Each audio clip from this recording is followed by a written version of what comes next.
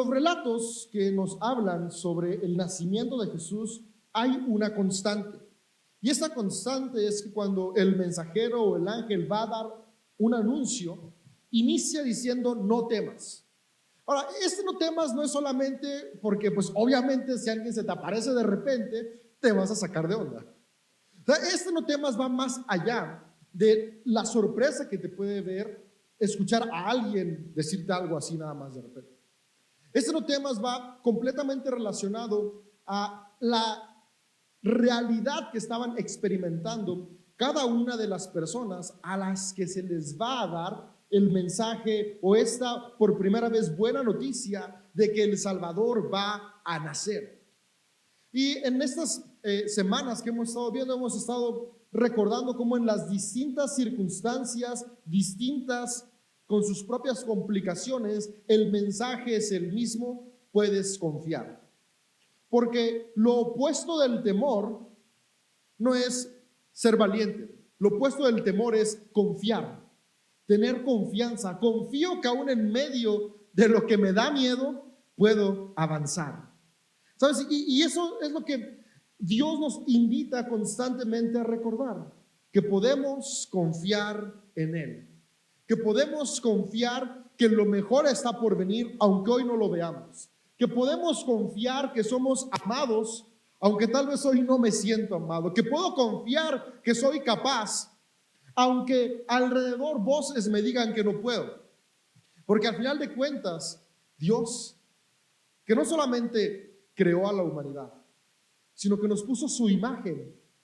Es muy distinto crear algo a hacer algo que tenga tu imagen. Sé que el ser humano fue creado a imagen y semejanza. Y después no solamente eso, sino que lo que nos da vida es Dios mismo, su aliento, su espíritu. Por lo tanto, cuando podemos ser conscientes de esto, en nuestro corazón puede crecer confianza. Y eso es lo que vino Jesús a hacer, a recordarnos que en medio de nuestra humanidad, nuestro cuerpo que se enferma, en nuestro cuerpo que puede fallar, en nuestro cuerpo que se puede equivocar, en nuestro cuerpo que no es suficiente por sí solo, sino que ocupa la ayuda de otros, somos capaces de seguir avanzando porque tenemos su imagen en nosotros. ¿Sabes? Los seres humanos podamos ver en Dios, y de hecho seguimos viendo en Dios la perfección. El problema es que llega un momento en el que creemos que Dios está lejano y la perfección está lejana, la gracia está lejana, el poder está lejano y nosotros estamos al otro extremo, inaccesibles a esto. Porque vemos, como te digo, nuestra humanidad. Y Dios vino en la forma de Jesús para recordarnos que aún en medio de la humanidad puede estar 100% Dios, no un poquito de Dios, sino la plenitud completa de Dios habita entre los hombres. Y ese es el mensaje de Navidad. Y no solo el mensaje de Navidad, sino el mensaje del Evangelio, porque Navidad es el recordatorio de la esperanza constante que tenemos. Que Dios está en nosotros, y si Él está en nosotros, somos amados, perdonados y más que suficientes. En Lucas 2 está el relato de la anunciación a los pastores. Y dice lo siguiente, voy a leerte en Lucas 2 del verso 8 al verso 11. Esa noche, es decir, la noche que nació Jesús, había unos pastores en los campos cercanos que estaban cuidando sus rebaños de ovejas. De repente, apareció entre ellos un ángel del Señor y el resplandor de la gloria del Señor los rodeó. Los pastores estaban aterrados. Pero el ángel los tranquilizó. No tengan miedo, les dijo. Les traigo buenas noticias que darán alegría a toda la gente. El Salvador, sí, el Mesías, el Señor, ha nacido hoy en Belén, la ciudad de David. Si seguimos leyendo, podemos ver que después los pastores se alegran y van a buscar a Jesús, lo encuentran y lo adoran. Pero este relato tiene algo muy importante. Lucas lo puso ahí por una razón que trasciende no solamente el que el día de hoy nuestros hijos e hijas, o tal vez nosotros en el pasado, nos disfrazamos de pastorcitos en la pastorela. El miércoles o viernes fue una pastorela y mis hijas tenían que ir de pastorcitas y se nos olvidó por completo y llegaron vestidas normal, ¿no? Y hasta que iba a ser la hora de que tenían que subir al escenario, venían de pastores y entonces, caray, pues, les iba a decir, no, pues su papá es pastor y ahí se ve parecido así. No, conseguimos unos rebozos ahí y les pusimos un rebozo encima y muy bonita la pastorela. Las pastorelas son bonitas porque nos recuerdan justamente esta cuestión. Pero ¿por qué pastores? Si nos ponemos a pensar en la época en la que Jesús nació, ser pastor no era la profesión más común. De hecho, ser pastor de ovejas en la época en que nació Jesús era una de las profesiones más despreciadas. A las personas que tenían con menos estima eran a los cobradores de impuestos, es decir, los publicanos judíos que se aliaban con Roma para cobrar impuestos, a las prostitutas y a los pastores. Estaban en el mismo nivel del estrato social. Ahora, ¿por qué razón esto? Esto trasciende desde la época en la que la agricultura se inventó. Cuando los seres humanos éramos recolectores y cazadores, una de las primeras cosas que hicimos fue domesticar ciertos animales. Y el pastoreo fue una de las primeras actividades que tuvimos los seres humanos hace más de 10,000 años. Pero después con el pastoreo surgió algo que fue la agricultura. Pero para la agricultura el pastoreo era complicado porque los animales, cuando se salían del corral, destrozaban los campos. Mi papá, mi abuelo, ellos tenían rancho, mi abuelo tenía su rancho, mi papá ahí creció y a mí me tocó crecer en el rancho y recuerdo que cuando éramos niños de repente solo escuchábamos se salieron las vacas y había que correr a encerrar a las vacas porque si no aplastaban el maíz. Si estaba chiquito lo aplastaban, o el trigo, o la alfalfa, una de las alfalfas se la comían. Si estaba grande lo tumbaban y ya no se podía cosechar. Entonces cuando la agricultura comienza esta revolución que cambió el mundo por completo, y la agricultura comenzó a tener un peso alto. Antes de la agricultura ser pastor era algo guau, eras el que proveía para la comunidad, para la tribu. Pero con el surgimiento de la agricultura el pastoreo pasó a un segundo término y después fue avanzando la sociedad y no solamente pasó a segundo término, sino a tercero, a cuarto, a quinto, hasta el final, porque los pastores que andaban con las ovejas todo el día apestaban y sus ovejas eran molestas y la sociedad los excluía. Y después, no solamente la sociedad, sino que dentro de la espiritualidad judía también eran excluidos porque ellos trabajaban con animales y los animales a veces se enfermaban y también morían. Y si tú tenías contacto con algún animal que moría, eras considerado impuro, por lo tanto no podías ir al templo. Entonces los pastores eran rechazados en toda forma y sentido. Y cuando viene el anunciamiento de Jesús, Lucas es enfático en presentarnos que Jesús vino a recordarnos que todos somos incluidos. El mensaje no fue para el gobernante, no fue para el sacerdote, no fue para los filósofos que en ese momento eran los grandes maestros ilustrados que educaban. No fue para los comerciantes que movían todo el sistema económico en la región de Galilea. Fue a los pastores, a los excluidos de la sociedad, a los que creían que no tenían un lugar, que vienen los ángeles y les dan el anuncio. Y es por eso que se asustan. Ellos se asustan porque espérate, viene un mensajero de Dios a nosotros que por siglos nos han enseñado que no podemos acercarnos a Dios porque somos impuros y si nos acercamos morimos. Claro que estaban aterrados. Cuando vemos todo este contexto, su espanto cobra sentido. Porque por un momento tal vez ellos dijeron, estamos afuera de la ciudad, no nos hemos acercado y vienes a juzgarnos. Tal vez eso fue lo primero que pensaron.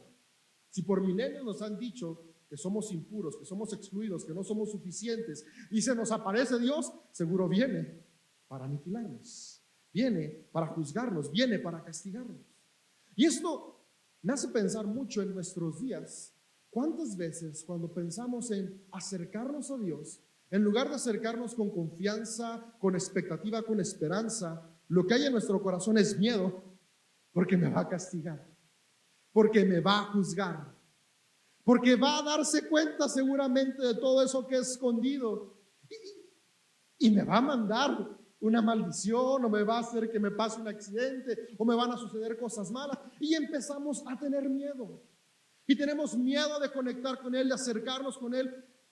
Y en realidad es que ese miedo es infundido por cuestiones culturales, igual como los pastores les infundieron miedo por cuestiones culturales, pero no por Dios. Dios nunca dijo, yo no quiero a los pastores.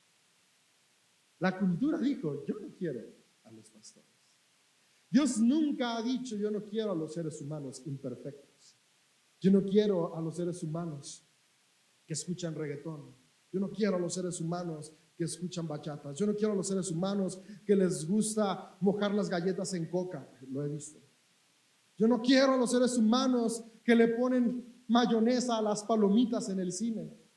Fui al cine a ver una película el viernes. Mi hermano, él estudió para cine y se acaba de estrenar una película en la que él trabajó.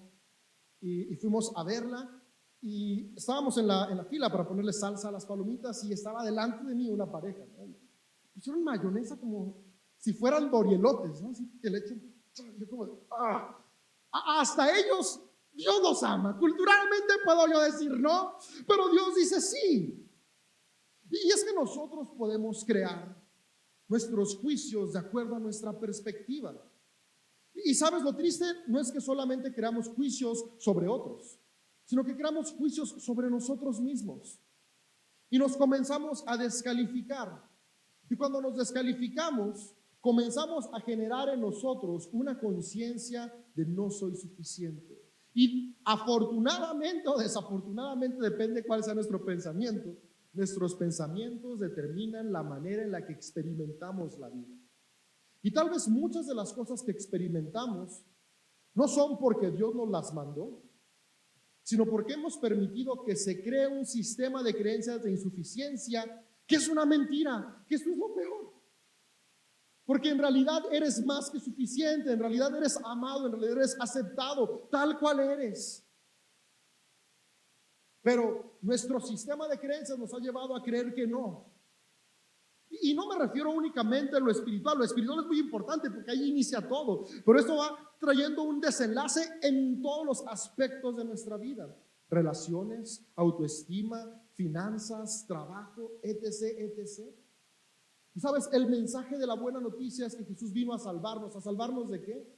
De estos ciclos de pensamientos destructivos, de condenación, de juicio, de inferioridad, y recordarnos que en nuestra humanidad puede habitar la plenitud de Dios. Y si la plenitud de Dios está en mí, no hay nada que nos pueda detener. Hay valor, soy más que suficiente, soy amado, amada y aceptado. Y este es el reto que tenemos. Por eso Jesús constantemente, cuando estaba enseñando, enseñaba la importancia de cambiar nuestra manera de pensar.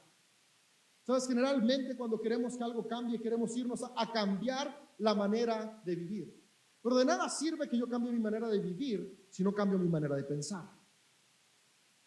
Porque al final de cuentas puedo cambiar cosas externas, pero los patrones internos me siguen destruyendo. Y dice Jesús que Él vino para darnos vida y vida en abundancia. Y la vida en abundancia inicia en nuestra mente y en nuestro corazón.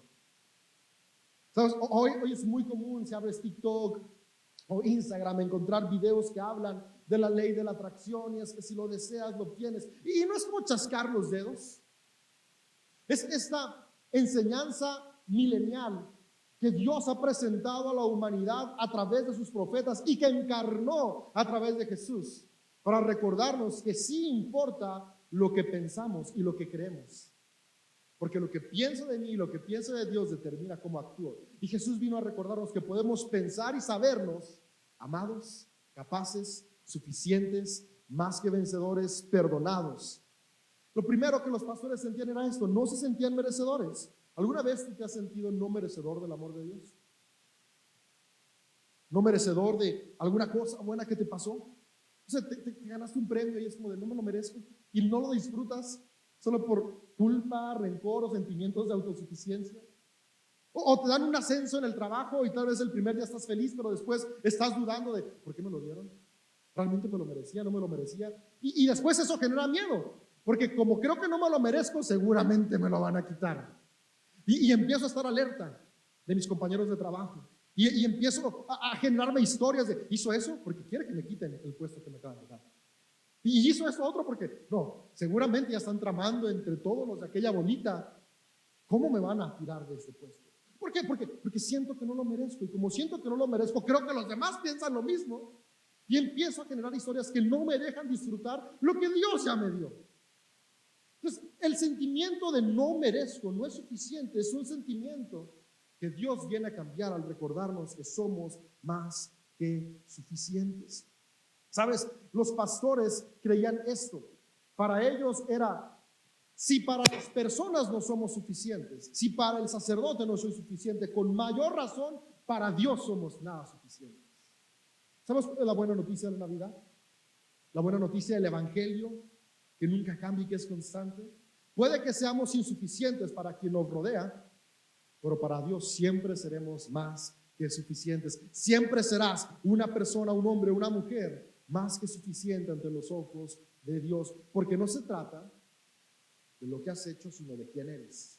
No se trata de lo que tienes, sino de quién eres. No se trata de lo que has logrado, sino quién eres. ¿Y quién eres? Eres una hija, eres un hijo de Dios, creado a su imagen y semejanza, con el poder de su Espíritu dentro de ti.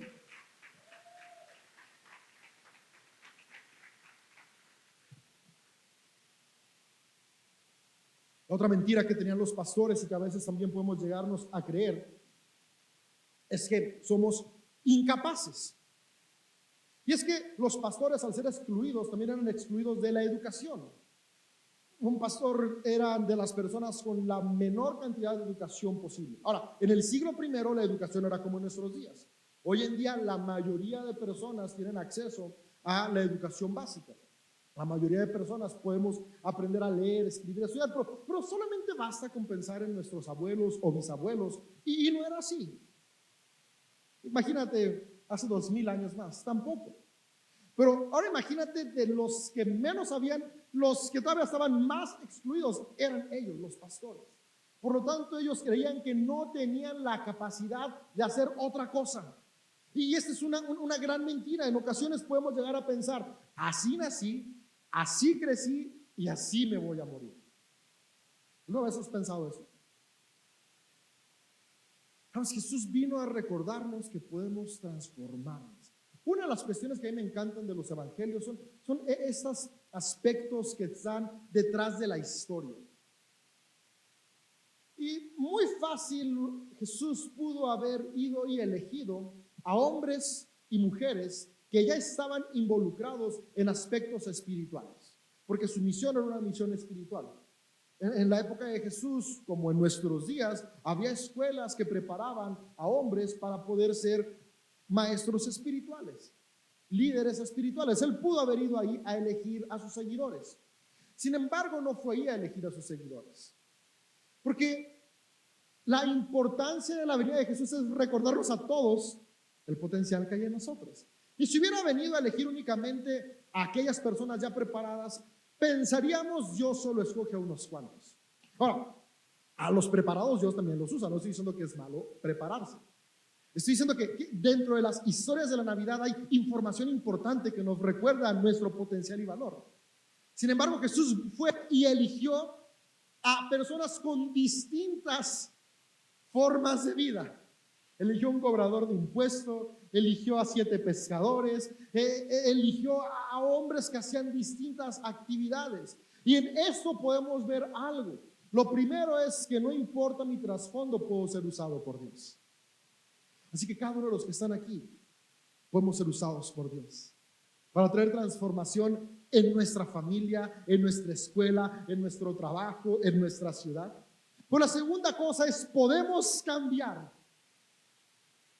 En la época de Jesús todavía era más marcado esta idea de naciste hijo de pescador, vas a ser pescador y tus hijos van a ser pescadores y tus nietos pescadores, tus bisnietos pescadores, hasta que siga existiendo tu descendencia. Naciste hijo de carpintero, tus hijos van a ser carpinteros, tus nietos. Esta era la idea, no hay un cambio, no hay una diferencia. Empezaste de una forma, vas a morir de esa forma. Pero Jesús vino a recordarnos que cuando Él llama, cuando Él despierta nuestro espíritu, podemos cambiar y avanzar para cumplir los distintos propósitos y sueños que Él nos ha puesto. Pescadores terminaron convirtiéndose en oradores. Pedro, un hombre que desde la tradición podemos ver, al igual que los pastores, no tenía educación. Al conectarse con Dios fue educado, porque a veces también nos quedamos con eso, ¿no? Sin educación, y llegó y habló y dio un sermón y 3,000 personas se convirtieron. No es que Dios lo llamó hoy a través de Jesús y mañana dio el sermón. Jesús lo llamó y caminó con Jesús 3 años. Y estos 3 años fueron un proceso de cambio, un proceso de transformación. Lo que hoy soy no está determinado para que sea mañana. Mi presente y mi vida no está escrito sobre una piedra que no puede cambiar. Está escrito en las manos de Dios que moldean el barro para transformar lo que parece no tener vida en vida extraordinaria. Y así como transformó a sus discípulos y ha transformado a cientos de hombres y mujeres a lo largo de la historia, hoy nos puede transformar a nosotros. Podemos seguir aprendiendo, podemos seguir mejorando, podemos seguir avanzando. Los pastores creían que ellos ya no iban a tener una oportunidad de cambiar su situación para poder formar parte activa e incluida de la sociedad, porque eran parte de la sociedad. Digo, la gente comía barbacoa, la gente ocupaba la lana para los abrigos. Y eso es un mensaje también que es importante que analicemos. ¿Cuántas veces obtenemos el beneficio pero menospreciamos al que lo hace? Y Jesús vino a recordarnos, es tan importante el que vende el abrigo como el que cría la oveja para que haya lana para el abrigo. Y estos pastores, fíjate, tuvieron la oportunidad de ser de los primeros en conectar con la encarnación de Dios a través de Jesús. Yo no sé qué mentiras se han sembrado en tu corazón, pero lo que yo hoy sí sé es que Dios vino a recordarnos que podemos cambiar sentimientos de insuficiencia por la capacidad de vernos como Él nos ha creado, más que suficientes, y hoy tener un contacto directo con Él. Un contacto que no es por un momento, sino que es para siempre, porque su Espíritu está dentro de ti y dentro de mí. No temas a soñar, porque el Señor está contigo. Y lo que hoy no sabes lo puedes aprender, porque su sabiduría radica también dentro de nosotros. ¿Sabes, hijo? El que esté falto de sabiduría, pídamela. O sea, en lugar de decir, no puedo decir, ¿qué necesito para aprender? ¿Qué necesito para tenerlo? ¿Qué necesito para avanzar? ¿Qué necesito para crecer? Y Dios nos lo dará, nos abrirá puertas, nos irá guiando. Entonces, eres suficiente, puedes aprender, puedes capacitarte. No sea lo suficiente, no tengo lo suficiente, podemos crearlo. ¿Por qué? Porque el poder de Dios está en nosotros. Otro aspecto que había en los pastores es que se sentían despreciados y no amados. Y es obvio. O sea, es natural. Y es que todos somos malos en algo. La bronca es que luego nos enfocamos en esos malos que somos. Porque también todos somos buenos en algo. Por ejemplo, yo soy pésimo para el fútbol. Pésimo.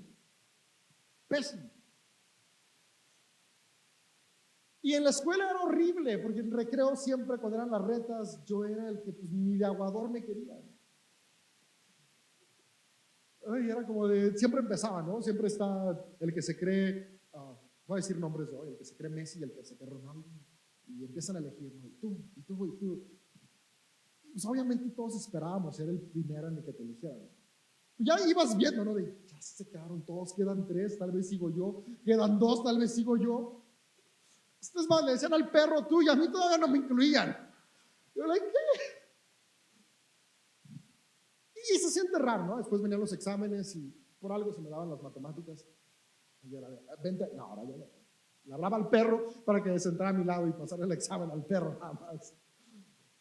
Pero es extraño sentirte excluido. Y cuando te sientes excluido, empiezas a generar ideas de rechazo. El problema es que puedes ser excluido en un aspecto. Y cuando eres excluido en un aspecto, ignoras los demás aspectos por los que puedes ser incluido.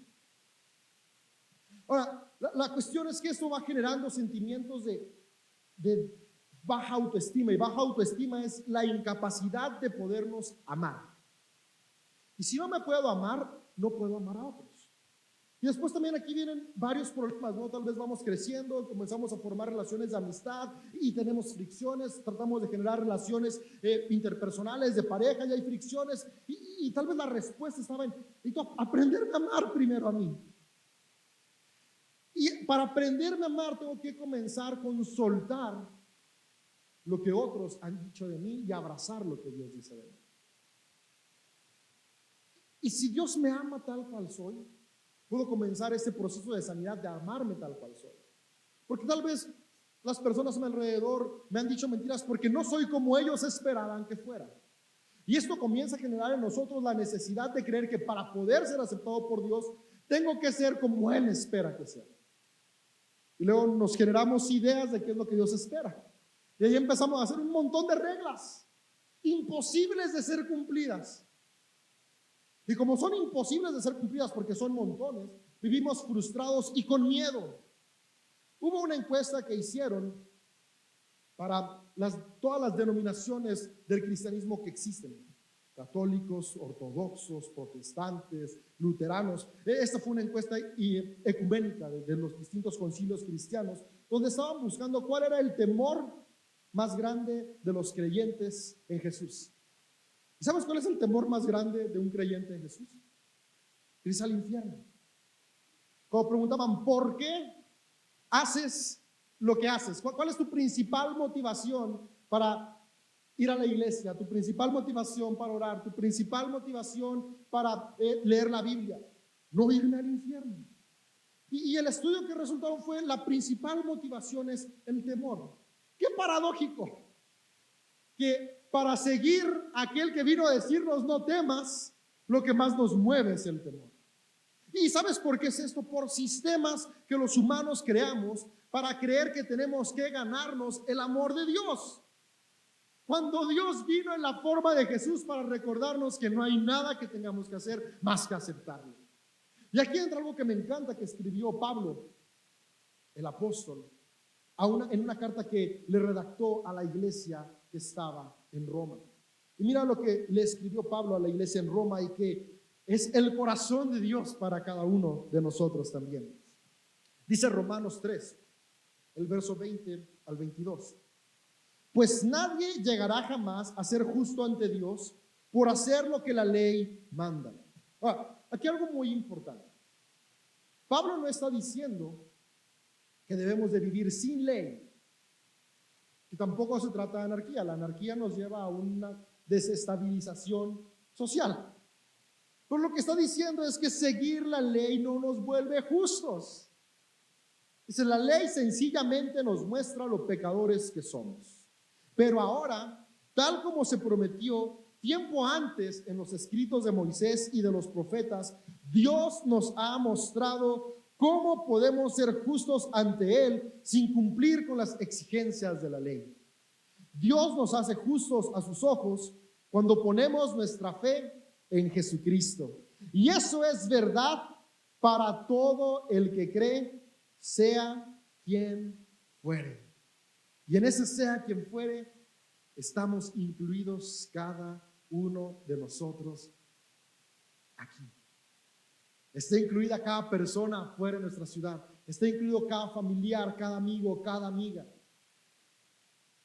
Y ese es el mensaje de la buena noticia. Es la invitación de confiar que somos amados, que somos perdonados, que somos restaurados. ¿Y qué diferencia cuando yo me acerco a Dios, no porque tengo miedo a que me pueda pasar, sino porque tengo confianza de que Él ya me ama? No vengo a Dios con temor como los pastores se espantaron de que el juicio va a venir, sino vengo a Dios con plena confianza de que es un Padre que me ama y me va a bendecir. Y es lo que Jesús vino a recordarnos, lo que Pablo nos dice y lo que podemos ver a lo largo de historias desde Génesis hasta Apocalipsis, que al final de cuentas el amor siempre triunfa. Y esa es la confianza que hoy podemos tener. Dice, al final quiero leerte de nuevo Lucas 2, 10, 11. El ángel los tranquilizó, no tengan miedo, les traigo buenas noticias que darán alegría a toda la gente. Amigo, amiga, no tengas miedo. No tengas miedo a cambiar, no tengas miedo a crecer, no tengas miedo a soltar el rencor, a soltar la culpa, porque el perfecto amor echa fuera el temor. Nos ponemos de pie y quisiera nada más recordar 3 verdades importantes. La venida de Jesús a este mundo nos recuerda 3 cosas muy importantes. La primera es que nadie está muy lejos de Dios. Al contrario, Dios está cerca de todos. Tal vez si tú sentías que Dios se alejaba de ti o estaba muy lejos, hoy quisiera que recordáramos y se quedara en nuestro corazón grabado: Dios está tan cerca que habita dentro de ti. Si estás vivo, si estás respirando, Dios está en ti. Y no hay que ir a buscarlo, hay que guardar silencio para encontrarlo en nuestro interior. Segunda verdad, nadie es inmerecido. El amor de Dios es para todos. Yo no sé qué pueda haber en tu corazón que te haga sentir inmerecido del amor de Dios, pero Dios te ama tal cual eres. Dios ama a todos y su amor nos transforma. Su amor nos invita a vivir como Él vivió, movidos por amor. Su amor nos transforma. Sí, su amor nos lleva a cambiar. Nos ama tal como somos y nos va transformando, pero no es un requisito ser transformado para ser amado. Más bien es una consecuencia que somos amados y después transformados. ¿Y qué tal si comenzamos a amarnos de esa manera? En lugar de vernos en el espejo y si tan solo tuviera 10 centímetros más, y eso lo digo por mí, que es una cosa que sí me digo a veces, y después me acuerdo y digo que tengo los que son necesarios y soy amado y me amo. Tú puedes decir lo tuyo, ¿no? O va mi hermano y digo, se come 3 hamburguesas y no le hace nada, yo respiro aire y ya valió. Pero es parte de no sentirme insuficiente, saberme amado. Pero eso aplícalo a lo tuyo, cada uno. Y es que ahí inicia el mensaje de la Navidad. Hey, la buena noticia es que Él vino a salvarme de pensamientos destructivos, para darme los pensamientos de Cristo y recordarme que soy amado y verme en el espejo y decir: wow, te rifaste, Dios. Como Picasso, pero que vale 20 millones, ¿no?